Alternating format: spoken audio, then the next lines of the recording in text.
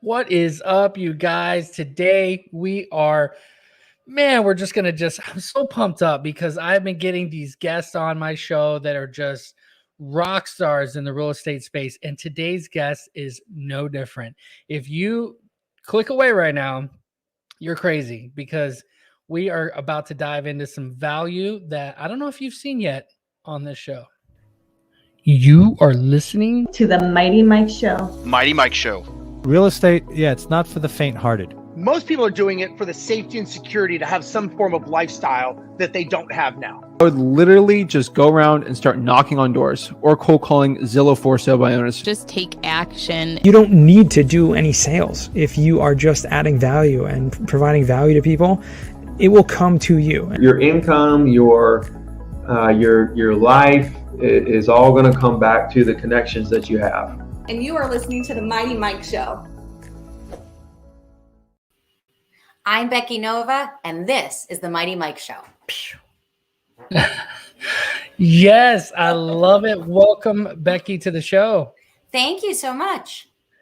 Yeah, so, just like everything in life, the opportunity comes to interview someone just like awesome like yourself, and the gardener's mowing the lawn. So sorry for that. You can't hear it. Okay, great. And that's usually how it is, but I mentioned it anyway, right? So listen, guys, just a quick intro. Becky Nova, after buying 10 doors in just 2 years, she reached financial freedom and now helps others in her movement of Lady Landlords, offering community courses and coaching online. I was just telling her before the show, I went to her YouTube channel, watched the oldest video, and she was still very, very well put together. And it's just I just love doing it. And you're just, the content that you're putting out there, the impact that you're making on the female community and just people, the real estate investing community at large is just really inspiring. And I appreciate you coming on the show. Of course. Thank you so much for having me today. I appreciate it. Yeah. I always love to start out just kind of getting to know you a little better, knowing a little bit about your life. Why don't you take just a minute and tell us a little bit about yourself and your personal life? Sure. So I always explain to people that I'm a cancer researcher by day and a real estate investor by night. That was actually how I started my career many years ago. As many people do, we get a little disillusioned by the corporate world. So back in my 20s, I actually left the cancer industry. I actually moved to Europe. I used to own a tour company in Spain. I expanded into Portugal and bought a bar in Portugal. And then I bought a bus to take people from Spain over to Portugal back to Spain. Unfortunately, though, I made a really bad business deal buying the bar in Portugal. Lost like 6 figures, moved back home to my parents' basement in my 30s. So how to figure out what I was going to do there. I started a medical consulting company where literally I made $1, I put $1 back into the business. I was totally broke still. When I met my now husband, who's actually an immigrant from the Dominican Republic, his name's Emilio. And he came with very much that American dream, which homeownership is a really big part of. So he was the one that kind of said, hey, like, I want to buy a house. And I was like, no one's going to give me a loan. I have no money. I'm broke. I'm in horrible debt. I have horrible credit. And I went on this journey of really financial literacy to get myself in a place where we can buy a property. And then after going through that, I was like, there is no way I am buying a single family property where I'm going to be living like mortgage payment to mortgage payment. So I said to my husband, I have the best idea ever. We're going to buy a multifamily, rent out one side, live in the other side, and make money that way. And the first property we bought, I was just like, this is the best thing ever. I need to do this again. And that was exactly what we did. Wow. Well, anytime you're out there and you're making, it's tough when you get hit. It's tough when you make a decision and you're hoping it's going to work and you struggle. But what's even worse is when you stay in a deal.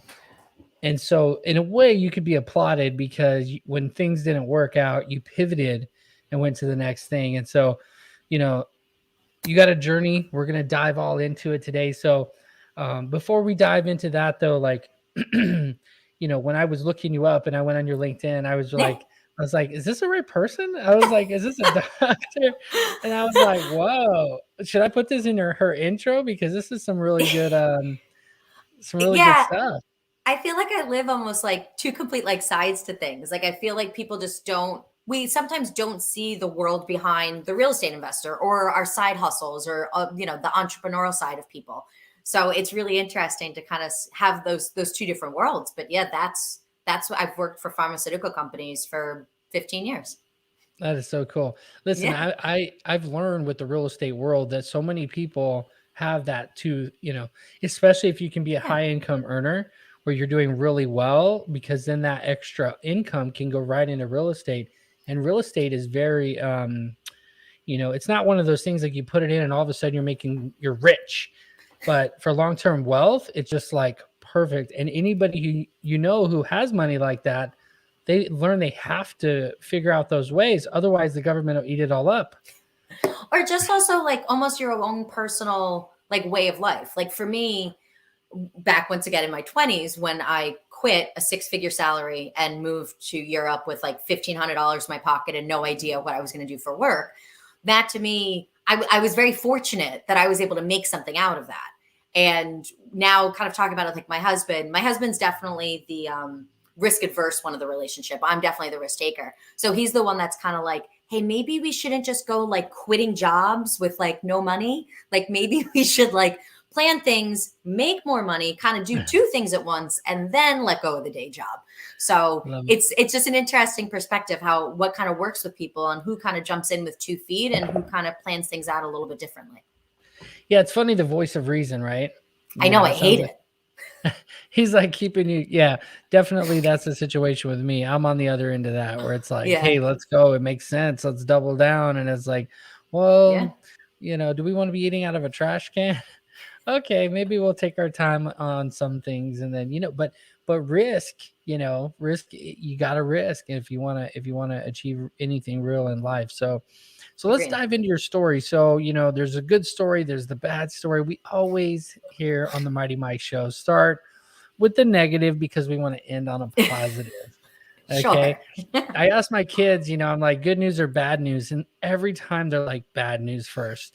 And I was always so curious about why. And it was like, because I don't want to be like, I want the good news to kind of ride, to be the thing that lingers, and so take us to that moment. What's that story where you were just like, maybe you would take it back, maybe you wouldn't, but it was just like, it was definitely probably the worst experience working in real estate.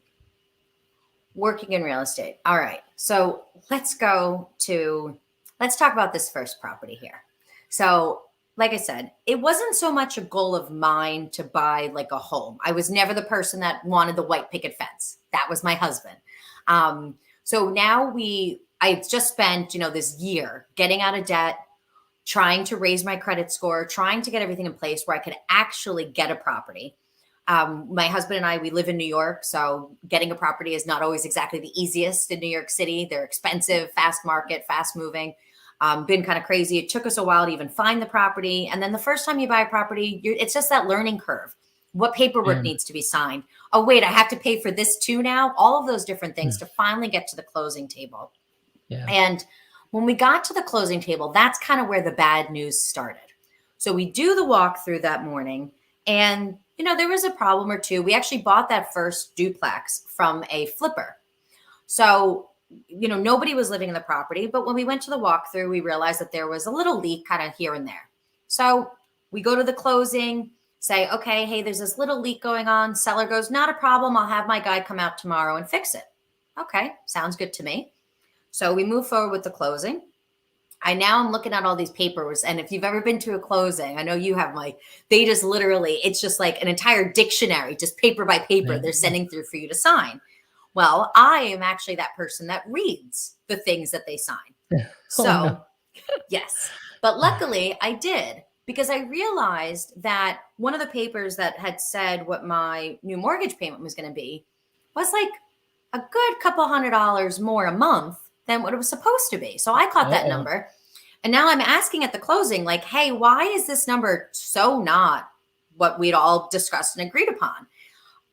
I was told, oh, don't worry, it's fine. Just sign it. We'll figure it out later. And I'm like, no.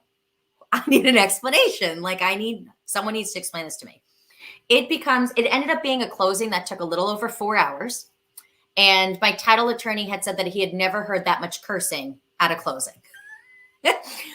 So Long story short, on the closing, no one was really ever able to give me a very clear reason. I was just told, oh, there's some other bill, there's some other reason that increased this. And I was like, okay, well, we're going to need like some more clarity on that. Attorney's telling me, not a problem, we'll get it sorted. I'm hesitant, but I move forward with it. I kind of don't feel like I have an option. I felt like I didn't know. Next day we go, we now have our house. Once again, the seller actually does show up sends his handyman to come fix the leak.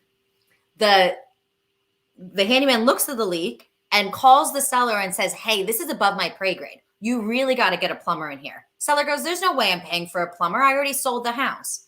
You fix it, handyman. The handyman goes, you already owe me $15,000. I'm not doing another thing for you. He walks out. Now we have a leak through 4 floors of a house. And I'm still getting a bill for an extra $400 a month.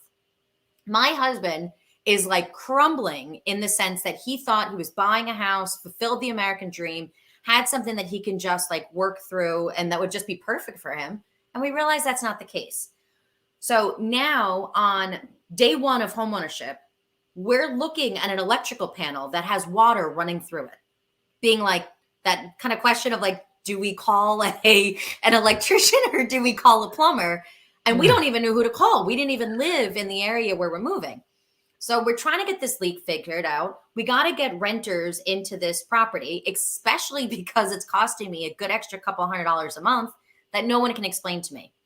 I then find out that the leak had been running for like the 4 years that it took this guy to flip this property. He had a $7,000 water bill that he never paid, that our title company missed, and therefore it was applied because it was added to our as a lien to our taxes the day before closing. So we're sitting here. Meanwhile, I'm already like, I want to buy another house. My husband's like, I want to sell this one. Like, what are you talking about? You want to buy another house? So we spent the first like 3-4 months between court, fixing leaks. We were like showing the property where like we'd have tenants like show up, like applicants like show up to the door. My husband would go like running upstairs. I'd be like, move the bucket. They're here. They'd move the bucket. So that way no one, because we were hoping to get the leak fixed before anybody even moved in. So it was just so much stuff that was just over our head that we had no idea what we were going to do with it, that nobody told us about, and that we really didn't have anybody to help us or guide us with how to get these things fixed. It was a mess. Wow. So this is, so what I take from your story.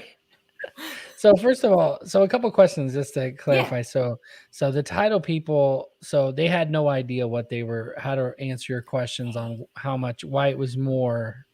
They were miserable. Money. If I could have sued them, I would have sued them.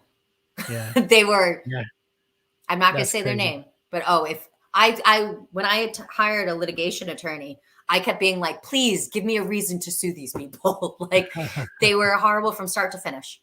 Yeah. So this is just a learning opportunity. If you're a realtor, having a title company that you could count on. If you're a real estate investor, it's super important to have a title company that understands real estate investing and how you do need to check.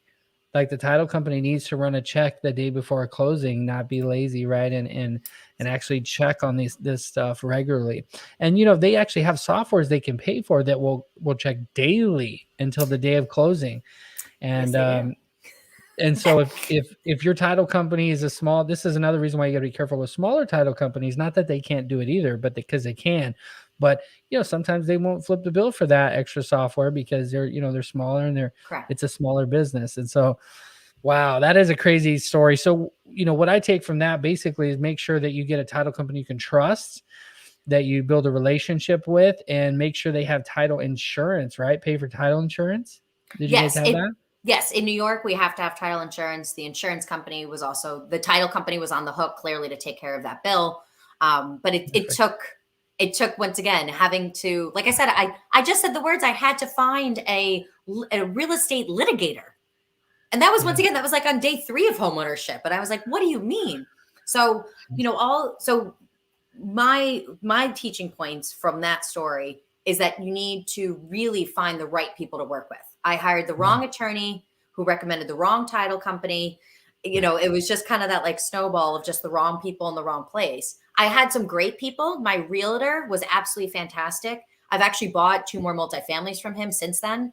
And he was great with guidance and did everything right, in my opinion.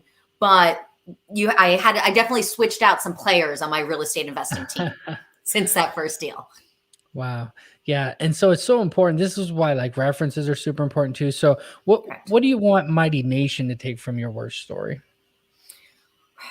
I would say interview a couple different people, get some references on who you're going to be working with, and then really go with your gut on who the right person is going to be for you. But we have to take ownership of it. I do feel like I'm even talking about a lot of people, they work with a realtor. Fine, they'll get references for that person. And then a realtor recommends an attorney.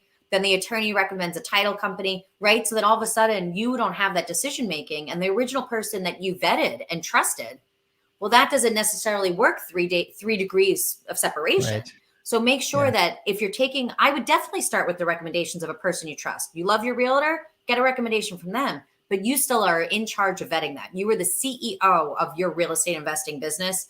Therefore, you have to interview everybody. Yeah, so powerful, such a powerful story. And so I mean, we're going to dive into your best story, but I'm just curious, like, what was that very next deal? Must have been a tough one. Like, must have been like a tippy toe, stepping on eggshells deal, right? No. No? The second deal ended up being completely different than the first. Second deal, like I said, I actually said at the end of that 4.5-hour closing, I told my realtor and my mortgage broker, I was like, that's it. I'm buying another property. I'm doing this again. And they were both like, you're nuts. Like, you just, do you know the words you just called that woman? Like, you want to buy another property? And I was like, no, like, I see like the value in this. And I see really like what this can do for somebody. I want to do this again. And they kept being like, you can't buy another house today. You can't buy another house today. So it took me a good couple of months. I figured out how I was going to buy another property and how I was going to do it and how I was going to finance and everything like that. And I had stayed in touch with my mortgage broker and that same realtor. And when I called and I was actually catching up on some stuff in my plan with that realtor, he goes, actually, I know of an off-market property that's in a similar area that might be a good fit for you. If you can prove to me that you can get the financing for it, then and get me a pre-approval letter, I'll entertain it. So I went, like I said, I put my plan into place and I got my pre-approval letter. He was shocked. And then meanwhile, as I'm on the phone with my mortgage broker organizing that part, my husband comes home and he goes, hey, it's so weird. I just saw a realtor walking out of the house across the street. And I was like, we're buying that house. My husband's like, what? I'm like, yeah. I'm like, I guarantee you that's the off-market property. So apparently, when our realtor was doing the appraisal for the first property, the little old granny from across the street who knows everybody in the neighborhood and is everybody's business came up, tapped him on the shoulder and was like, hi, I don't know you. What are you doing in my neighborhood? He goes, oh, there's a couple buying this house. I'm their realtor. We're here for the appraisal. She goes, okay, I might want to sell my house. Keep in touch. So my realtor kept in touch with Granny, and then I kept in touch with my realtor. And then it was the great opportunity to put the two of us together. So then we bought the property across the street, which was then a 4-family. Most important thing, and once again, this is more important to those of us in New York or other urban areas, but it came with a parking lot. So that is like a huge deal in New York City if you get parking. So it came with parking, and we bought it from this elderly couple that were hoarders, and it was like a complete different scenario of how to get this property cleaned, especially since they considered these to be valuable items. So it wasn't like, okay, cool, I could just get a dumpster in here and get it cleaned up for a good couple $1,000s. It was then negotiating how to have them clean up their space. And then also really not being able to even see the space I was buying because it was floor to ceiling of items. So totally different deal. But actually, I thought that was a little bit easier than the leaks through 4 floors. I bet if we were to get your husband on, he would actually have a different story about going into a second deal after the first one. He's probably like, no. He still thinks I'm nuts. Every time I'm like, hey, I found our next property. He's like, already? Again? Are you sure? Are you sure? And like, he loves it, but like, he I love him because he supports me, but yeah, he thinks I'm crazy most of the time. Yeah. So, Yeah. I mean, relationships are a whole nother can of worms we could dive yeah, into. that's a whole different podcast. Yes. But let's dive into because you've done quite a bit of deals now. I mean, like, 2 years span to buy 10 unit properties. I mean, this is a lot. I mean, when you're first starting out. So tell me, like, what was your best deal? That deal that just like, if you went into a real estate investor group and everyone got up and told their greatest experience, this would be yours. They're so unique. They're like children. Like, you can't pick a favorite. No, That's true. I mean, we own a property in the Dominican Republic, so that's interesting in its own right from just being international. But I would actually pick my favorite deal, and I think what's actually our financially best deal is what I call my COVID baby. So I guess actually I can pick a child. I guess I can. So, but I know this is going to give some people some PTSD. But let's go back now to March 2020, right? A lot of people, especially up here in New York, that was really the time that New York That's City true. shut down. And my husband is a bartender, and he came home and was just like, I'm out of work. I lost my job. The bar's closed. We don't know when it's opening. Like, I don't know what's going to happen. And I was like, oh my God, we need to buy another property. And he's like, I just told you I lost my job. And I'm like, I know, this is why we need to buy another property. And he's like, I lost my job. Like, I don't have money. And I'm like, exactly why. And he just like, I remember he just like shook his head like you are and just like walked into our bedroom and just like shut the door. He was like, I just can't with this. So, so funny. In New York now, they were shutting down. They had a ton of restrictions, especially on real estate and realtors. You couldn't do any showings unless there was already an accepted offer. I mean, it just was kind of crazy here. So at that time, I saw that as an opportunity to pick up another property. And it had to be a little bit different than what we had done before, because we had actually, when we did our taxes that year, I promised my husband and my accountant, I would not buy a property in 2020. I promised them. But that was pre-March, and who knew what was going to happen? So we just weren't set up in the same way to buy a large multifamily that would cost more than $500,000 where we'd been buying previously. So I said, you know what? People don't want to be in the city right now. People are freaking out. They're trying to get outside, trying to go space. So I'm like, you know what? I'm going to do something a little bit different. I'm going to buy an upstate. An upstate, since I'm a New Yorker, that's like an hour outside the city. We have a very big fight in New York about what exactly is upstate. So sorry to all my other New Yorkers, but I'm talking like Hudson Valley here. So I said, I'm going to go. We're going to buy something a little bit different. And I picked up a duplex in about an hour outside of New York City. And also I inherited the tenants, which I wanted. And same thing. I had all these investors being like, why are you buying a property when nobody can even see properties? We have everybody's like, the market's going to crash. The economy is going to crash, and now you're inheriting tenants. We're in an eviction moratorium. Like, why are you like buying a place with tenants? Yeah. And I was like, no, I'm like, this is the risk I got to take. But I'm like, I'm going to do all my homework, all my due diligence. And that is actually like one of our best cash flowing properties to this day. And it has gone up in appreciation fantastically in the past year. So what do you think about that deal was different from like all the other deals? Like, was there one thing where you could like take credit for it? Did you just get lucky, or did you like what would you attribute to being able to land that deal? That's awesome. To me, that deal was finally like experience coming through.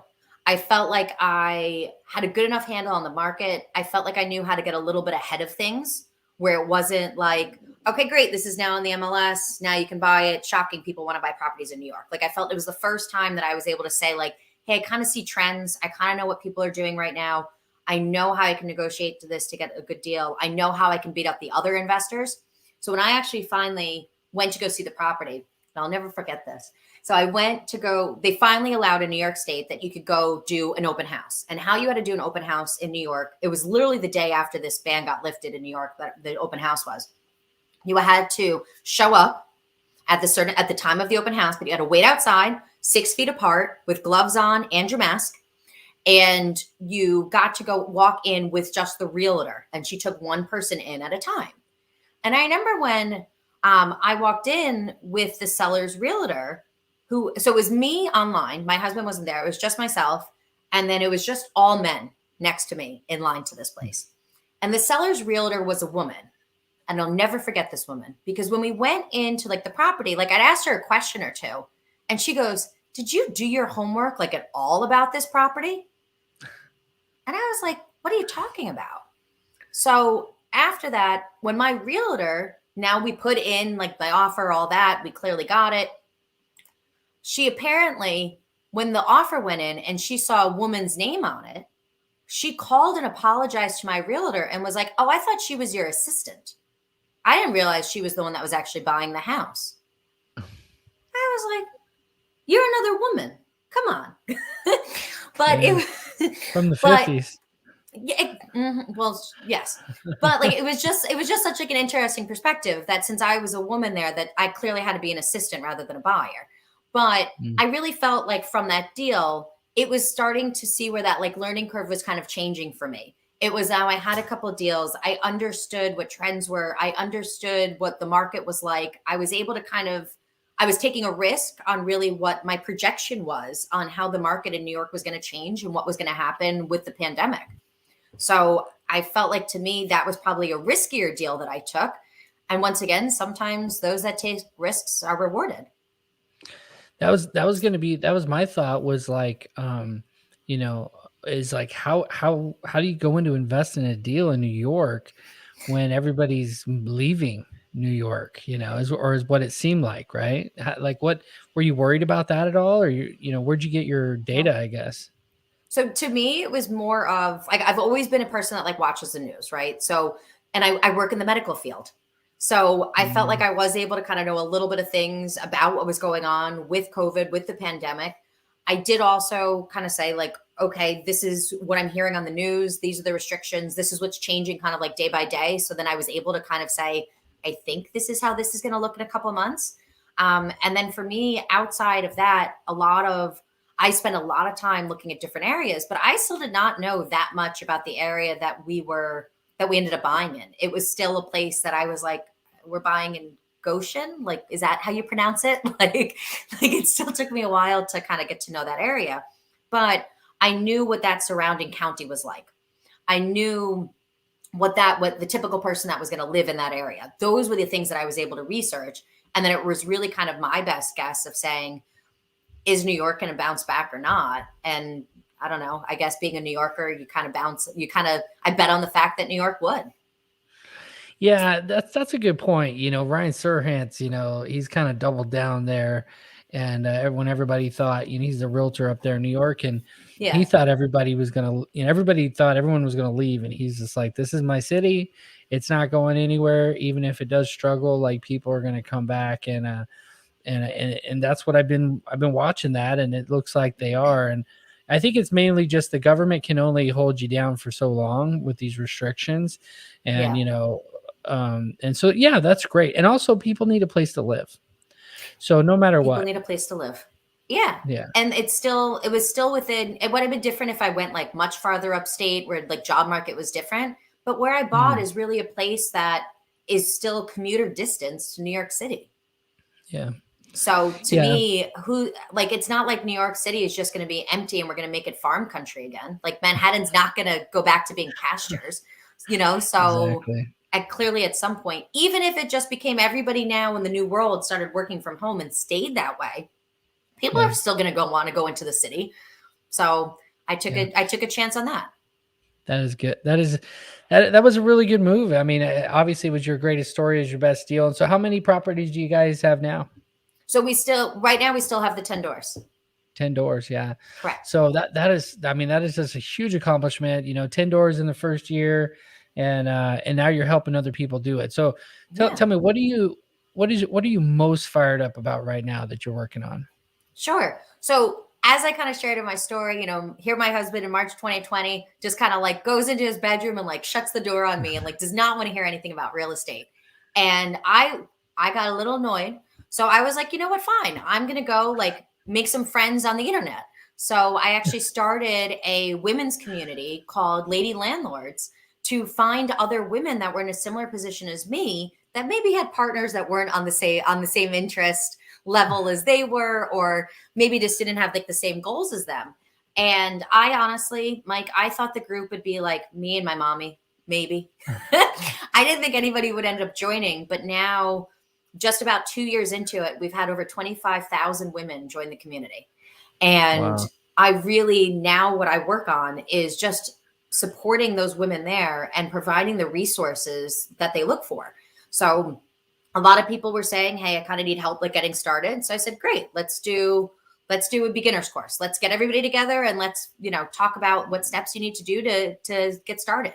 Okay. Then I had other people being like, well, you helped all those that are trying to get there first. I'm trying to grow my portfolio. How can we do that? So I said, okay, let's talk about what we can do to kind of help you. So we really create the resources that our members are looking for.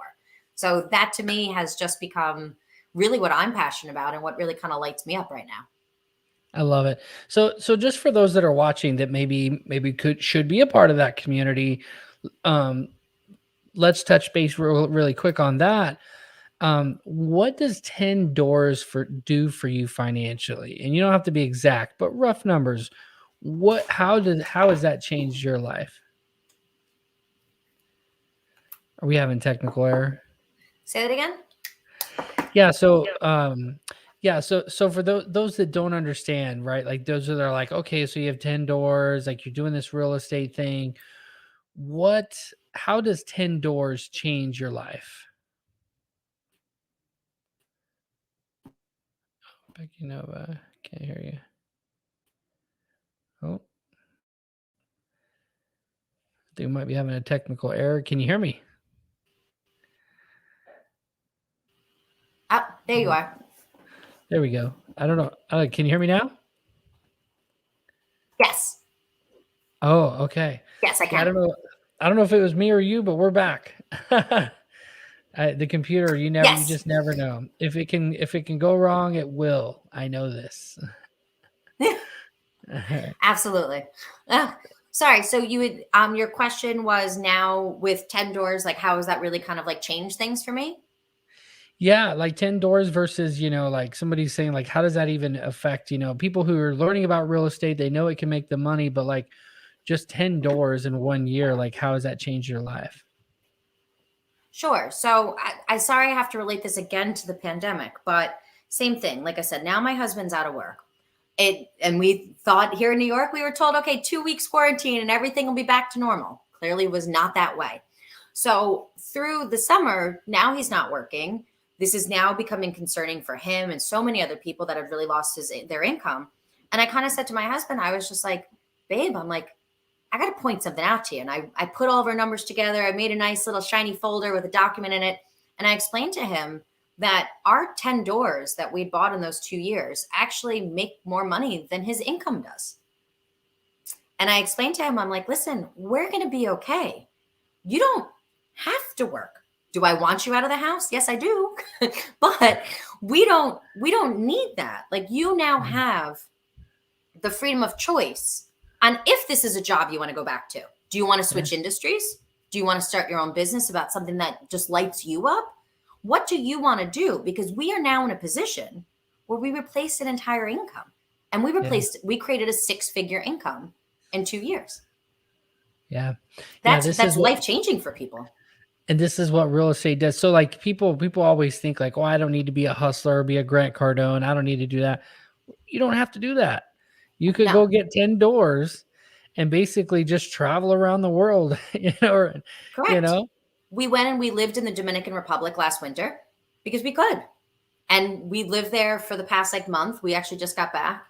Hopefully you could still see a little bit of my tan still here today. Yeah, you can. But that's part of our goal, is to go be able to have that freedom of location and to be able to work on the projects that make us passionate. That's why to me, Lady Landlords is where my focus is. And that's a huge difference. But that is not something that I could have done 3 years ago, 4 years ago, when I was telling you that I was completely in debt. I was, looking at my couch for money to take the subway ride with, and had horrible credit. It's really a life-changing opportunity. And honestly, you don't even need 10 doors. Thinking about it now, I'm like, you know what? I could have made 6 figures with 5 doors. And that really kind of now it's a game to me to figure out how much more money I could make with how many fewer doors. So many people have related it. So many people I've interviewed have related that to being a game. It's so funny because you know, anything in life that you do, there's some kind of like mechanics behind it. And if you could figure it out, then you can duplicate it. And if you can duplicate it, then you can have somebody else do it for you. And then all of a sudden it's like, whoa, like so I only have to do these one or two very effective things that have to be super effective, and then everything else is efficient that can be done by other people. And so there's just so many opportunities. And I know you're teaching, and Lady Landlord, you're teaching everybody how to do that. But guys, listen, we're about to dive into the tips, tools, and tactics. We got a short little segment here after we just go ahead and give a little credit to our sponsor, Vulcan 7. That is our sponsor of this episode. If you guys need leads, you're specifically a real estate agent, you can actually just go after those leads. They put them right in there for sale by owners, expireds, probate. You get it all. MightyListingLeads.com. And so definitely go check that out. It is my favorite. I use it every single day. So, all right. So we are about to dive into the Mighty Flex round. Are you ready to do some Mighty Flexing? Yes. Yeah, love it. All right. So what is your favorite tactic for finding these deals? So for me, I cannot speak more than to networking. After going out, like I mentioned before, finding those right people to work with is absolutely a game changer. And yes, I'm saying game again. But to me, I actually get deals brought to me all the time that are the criteria of what I'm looking for. And the way that I was able to do that was to build those connections with realtors like yourself that will bring me off-market deals all the time, with people out there that are wholesaling that also know exactly what I'm looking for. Not like the big mass emails telling me about that property that I'm never going to buy in Idaho, but the people that know and have a very clear understanding of what I'm looking for. I get people that come to me all the time being like, hey, Becky, here's the exact property you asked for. I'm like, great. Thank you. I will buy that then. Yeah. Yeah, so that's beautiful. Networking is, and when we always talk about how real estate is a relationship business, and I agree with that. It's true. Yeah, that is good. And it's also the most common answer is like, other people. It's the best way to get a deal. I love it. Correct. Definitely love that. So as you're finding your deals and you're going through there and you're taking a look at them, is there any software that you use that makes your life easier? Sure. So I do use PropStream. I love them for, once again, it's for me, like I'll still dabble and I like to be able to identify properties there, but I've always ended up going with a property that somebody brought to me. It's just the way that it's worked out. But I think PropStream is absolutely fantastic for finding those deals, especially as you're building those relationships with people. So I love them. I love Neighborly is also one of my favorite sites for tenant screening. I think they make it incredibly easy. So I've been using Neighborly for a good couple of years. Otherwise, Excel. I know it's like the old school software, but like Microsoft Excel is like still how I run all my numbers, do all my accounting for the properties. I don't know. I'm kind of an Excel geek, but that's probably from the cancer research. No, Excel. Coming out. that makes sense. But Excel also lets you kind of geek out on your own and kind of do your you can kind of just manipulate and sum equals, and I make my own rules. I can manipulate how I want. I don't have to follow somebody else's constraints. Exactly. You're like I'm the type of person where I'll build an Excel sheet and then I'll be like, why doesn't it, or like I'm using somebody else's sheet and I'm like, why doesn't it do that? Yep. And that drives me crazy. So I'm like, I'm going to go build my own. And then I'll spend the next 4 hours doing it. And it's shiny object syndrome, but that's okay because I'm going to build it once and then I get to use it again and again. Right. Correctly. I've been using the same documents, same formulas that I set up for myself back in like 2018 is what I'm using now. So there's a lot we can learn from you with funding a deal. What is your favorite way to get money? Other people. Other people.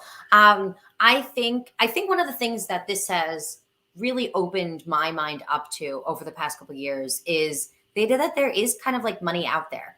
Like I said, I was one of those people that definitely saw money or wealth in like a negative light. I grew up as a poor kid. It just was something I avoided. And I mean that in the sense that like I avoided looking at bills. I avoided paying bills, all of that. And what I think like I really kind of like learned is that there's a way that we can actually make money a positive thing in our lives. And there's a way that we can, and then like it's all out there. We just have to figure out how to get it. And that's where, once again, it comes back to playing a game. You need to know which lenders can be options for you.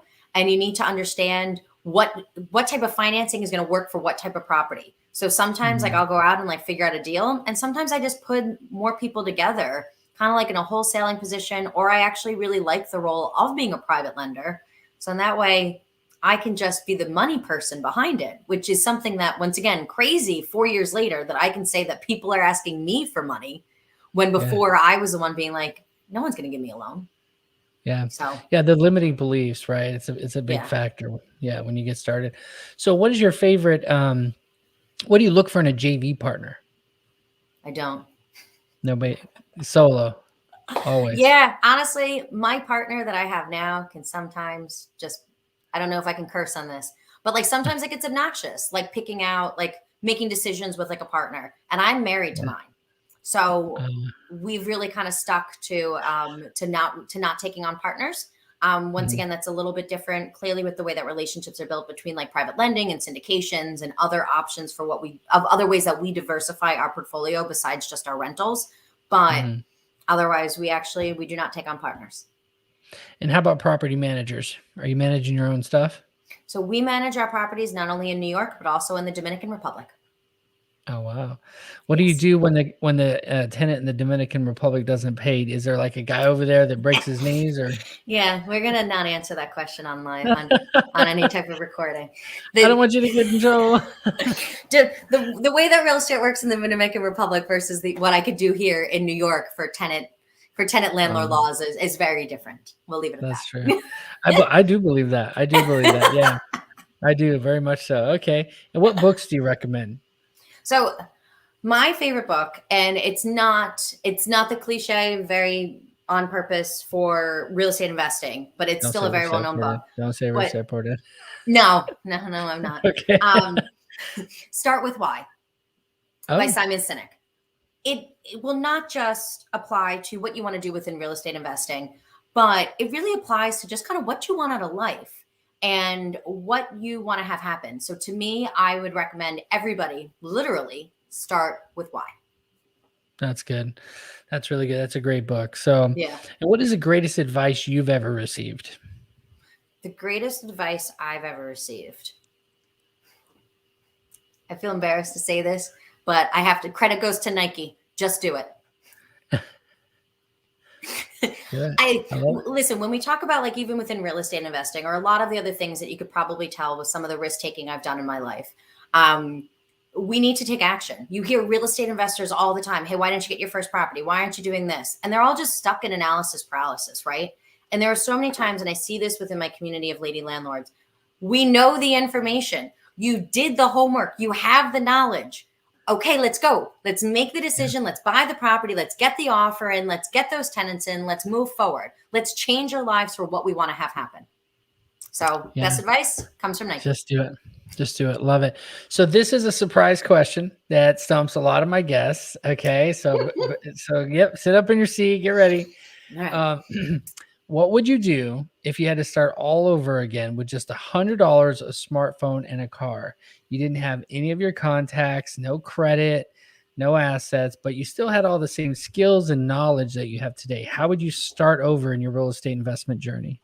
Okay, so I have $100, a car, and a smartphone. I don't do that driving thing, so we're out of that. So okay, if I have a smartphone, honestly, I can run my entire business from this. All I would start doing, do I have contacts in my phone? No, it's completely wiped out. Completely empty? No contacts. Yeah. Okay. So it's a smartphone, so I have internet. I would actually probably find a meetup or some type of virtual event where I can meet other real estate investors and I would connect with them. And then I would get their numbers in my contacts and then I would connect with every single one of them and figure out, great, you're a realtor. What can we do together? Okay, you're a wholesaler. What can we do together? You're somebody that I know that has some money over there. I'm going to put together a package so that way maybe I can use my private lender. I would start building my contacts from that, but I would get out and I would meet people. See, the way you said it, it's just like so simple, but that's what real estate is. It's simple, but you got to do it. And you got to have this idea that we're going to create opportunity together, no matter who it is that you meet. And you might be thinking, if you had a limiting belief, like, well, how am I going to help them? They have money, they have knowledge, they have all the stuff. But if you just assume I'm going to be a force in your life, I need your number because I come across deals. I come across people who may need what you have. Let's do some stuff. I love that. Yeah. Simple, And to the point. to me, the biggest secret within real estate is that all of the strategies out there are proven and duplicatable. Our role is really just duplicating what we know is successful. So gold. find those people, get those strategies, make those connections, and then just do it. I love it. Just do it. What is the best way that we can keep up with everything you have going on, and then we can say goodbye?